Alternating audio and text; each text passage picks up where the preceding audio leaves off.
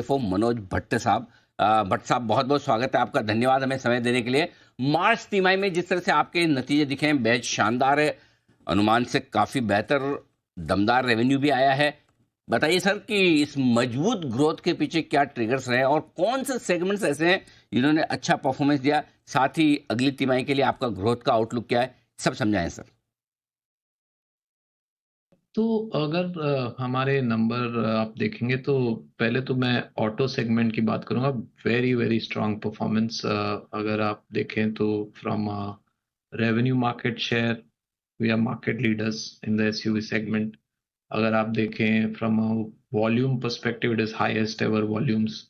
अगर आप अलग एंगल से देखें कि terms of margins I think 8.8% PBIT margins in this quarter वो भी I think near term high है over the last 5 years or so. So I think a lot of very very positive things. Overall profits full year basis पे is up almost 2.5 times. So हर एक measure से देखे तो that is the engine which is firing very well. And the उसके पीछे जो driver है वो है ultimately our products. They are doing really well even now. I think जो हमारी टोटल बैकलॉग है वो 220,000 व्हीकल्स है।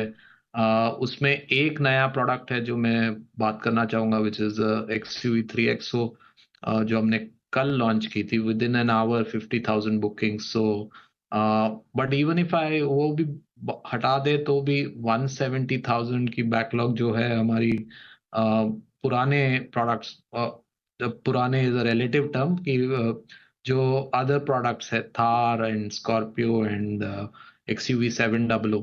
तो that is the real reason that we are able to do this कि जो ultimately that is driving revenue growth.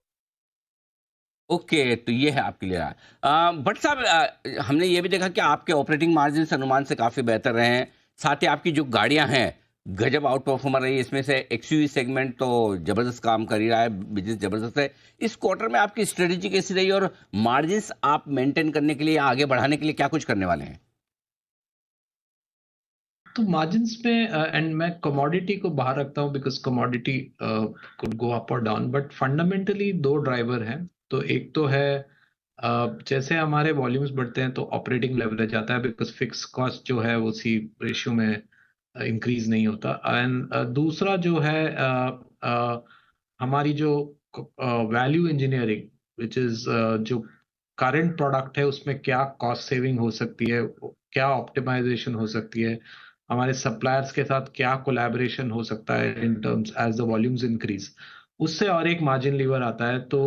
तो I think the third thing is as the products get older the margins get better. हर एक product में margin बढ़ते जाता है। तो those are some of the positive drivers.